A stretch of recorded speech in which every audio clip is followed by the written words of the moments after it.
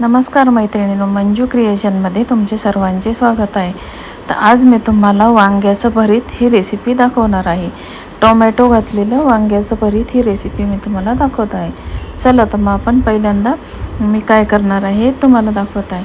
आता पहिल्यांदा मी हे एक वांग घेतलेलं आहे। मी हे एका व्यक्तीसाठीच हे भरीत करत आहे, त्यामुळे मी एकच वांग घेतलेलं आहे। तर बघा मैत्रिणींनो, आता हे वांग आपल्याला सर्व बाजूनी कट करून घ्यायचं आहे। तर अशा प्रकारे आता हे वांग कट करून घेत आहोत आपण। सर्व बाजूनी हे वांग कट करून घ्यायचं आहे। अशा प्रकारे चाकूने हे आपण वांग कट करून घेतलं आहे। आता ह्या वांग्यामध्ये आपल्याला मी लसूण आणि मिरची घेतलेली आहे। आता या वांग्यामध्ये लसूण आपल्याला व्यवस्थित असा भरून घ्यायचा आहे। तर बघा मैत्रिणींनो, अशा प्रकारे आता यामध्ये आपण सर्व लसूण भरून घेणार आहोत। आणि दुसऱ्या साईडनी आपल्याला मिरची टाकायची आहे।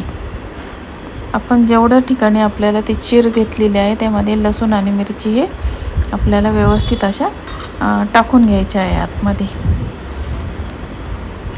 तर जेवढे यासाठी मी 4 मिरच्या आणि 5-6 लसणाच्या पाकळ्या घेतलेल्या आहेत। आता आपण सर्व लसूण आणि मिरच्या त्यामध्ये व्यवस्थित त्या चिरेमध्ये बसवून घेतलेले आहेत। आणि आता ह्याला वरून आपल्याला थोडंसं तेल लावायचं आहे। तेल लावून आपण आता हे वांग गॅसवर मी एका जाळीवरती भाजायला ठेवलेलं आहे। आणि वांग्याबरोबर आपल्याला टोमॅटोसुद्धा आपल्याला भाजायचं आहे गॅसवर। तर बघा मैत्रिणींनो, आता आपलं टोमॅटो आणि वांग दोन्ही मी भाजायला ठेवलेलं आहे। आता हे वांग आपल्याला 5-7 मिनटामध्ये व्यवस्थित भाजलं जाईल। आणि हे वांग भाजतं त्यावेळेस आतमध्ये लसूण आणि मिरची याचासुद्धा लसूण आणि मिरची भाजली जाते आणि त्याचा पूर्ण अंश त्या वांग्यामध्ये उतरला जातो, त्यामुळे हे भरीत खूप टेस्टी लागते खायला। आता हे आपलं वांग आणि टोमॅटो दोन्ही भाजून झालेलं आहे। आता आपण दोन्ही याची साल काढून ते दोन्ही एकत्र कुस्करून घ्यायचे आहे। हातानेच आपल्याला हे वांग आणि टोमॅटो एकत्र करून घ्यायचं आहे। आणि त्यामध्ये जे मसाले असतात ते सुद्धा अगदी पटकन बारीक होतात। त्यामध्ये मिरची आणि लसूण असतो, तो आपण लसूण टाकलेला आहे, मिरची लसूण वांग्यामध्ये तो सुद्धा अगदी बारीक होतो। आता आपण टोमॅटो, वांग आणि ते मिरच्या ते सर्व व्यवस्थित असं हातानेच एकजीव करून घेतलेलं आहे। आता गॅसवर एक स्टील कढई ठेवलेली आहे आणि त्यामध्ये मी आता त्याला फोडणी देणार आहे।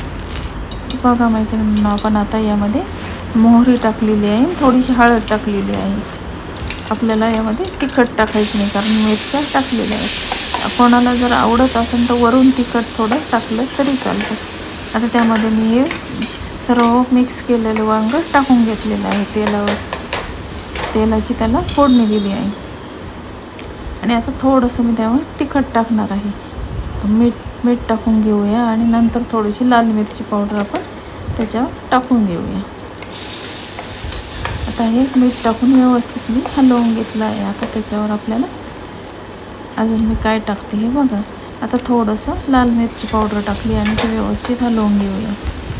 आणि नंतर आपण आता गॅस बंद करायचा आणि नंतर त्यामध्ये कच्चा कांदा टाकायचा आहे आपल्याला। यामध्ये कोथिंबीर आणि कांदा गॅस बंद करायचा आणि नंतर टाकायचा। कच्चा कांदा टाकल्यावर भरीत खूप टेस्टी लागते खायला।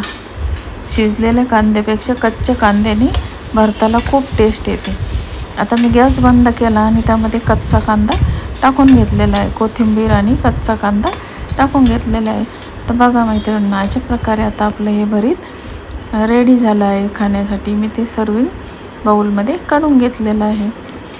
अगदी खूप सुंदर लागते हे भरीत, तुम्ही एकदा नक्की करून बघा अशा प्रकारचं भरीत।